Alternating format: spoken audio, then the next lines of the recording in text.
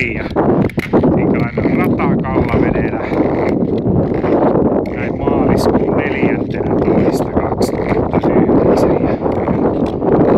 Vissiin kävi vähän tuollakin, että pilvistä näkyy hiukan sääkartalla, mutta täällä on aurinko loimottaa täydeltä terältä. Koikkelia pyysin seuraksi tänne, mutta hän jätti urheilullisen harrastuksen nyt tällä kertaa sivuun ja lähti Emmakaalaan. Jotenka lähetän täältä Antille reippaat ja raittiit terveiset. Saattaa olla, että tulee huomenna vielä vetäsemään toiset kiekat. Ei muuta kuin terve!